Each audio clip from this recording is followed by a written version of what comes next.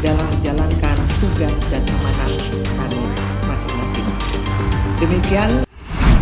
Peri Warjio secara mendadak mengundurkan diri dari jabatan Gubernur Bank Indonesia.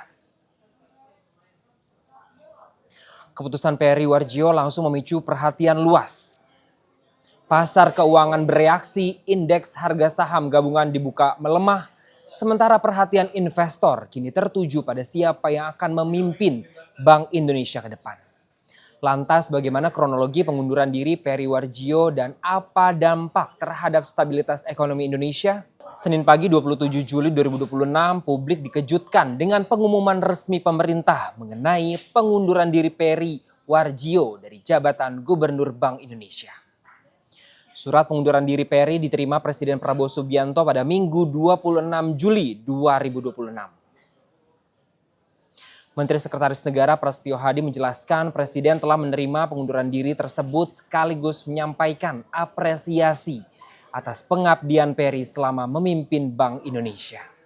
Bahwa per kemarin secara resmi kami menerima surat pengunduran diri dari Gubernur Bank Indonesia kepada Bapak Presiden yang kemudian sesuai dengan mekanisme dan peraturan perundang-undangan yang berlaku, terutama kita mengacu kepada Undang-Undang Bank Indonesia, maka yang pertama Bapak Presiden menerima pengunduran diri dari Bapak Peri Warjio, tentu disertai dengan ucapan terima kasih dan penghargaan yang setinggi-tingginya atas dedikasi beliau selama kurang lebih 7 tahun lamanya memimpin Bank Indonesia.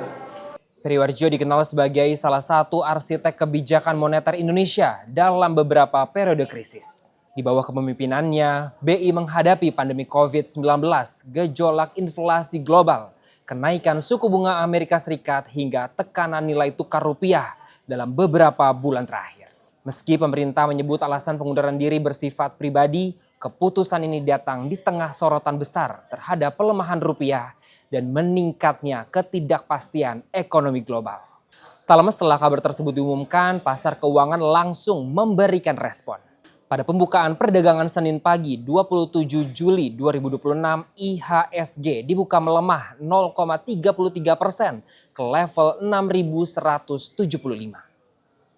Mayoritas saham bergerak di zona merah. Sektor energi, keuangan, bahan baku, infrastruktur, transportasi hingga properti menjadi kelompok paling tertekan.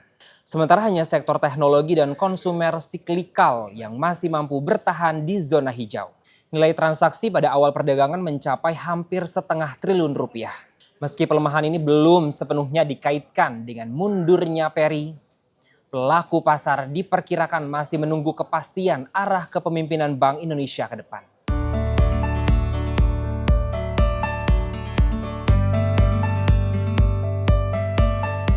Pertanyaan sekarang adalah siapa yang akan menjalankan Bank Indonesia berikutnya? Sesuai Undang-Undang Bank Indonesia, kekosongan jabatan gubernur otomatis dijalankan oleh Deputi Gubernur Senior. Karena itu, Destri Damayanti kini bertugas sebagai pelaksana tugas Gubernur Bank Indonesia hingga gubernur definitif ditetapkan. Sesuai dengan Undang-Undang Bank Indonesia, jabatan Gubernur Bank Indonesia akan secara otomatis dijabat oleh Deputi Gubernur Senior yang selanjutnya akan menjalankan seluruh tugas sebagai pejabat gubernur sementara. Di dalam catatan yang dimaksud dengan Deputi Gubernur Senior adalah Ibu Destri Damayanti. Pemerintah juga berencana mempertemukan Destri dengan Presiden Prabowo Subianto dalam waktu dekat untuk membahas kelanjutan kepemimpinan Bank Indonesia. Meski demikian, pemerintah menegaskan belum ada nama calon gubernur definitif.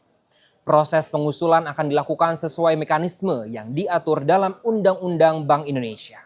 Di sisi lain, Destri memastikan BI akan tetap normal setelah ditinggal Peri. Menurut Destri, pengambilan keputusan di BI tidak bergantung pada satu orang saja, melainkan dilakukan secara kolektif melalui mekanisme Dewan Gubernur.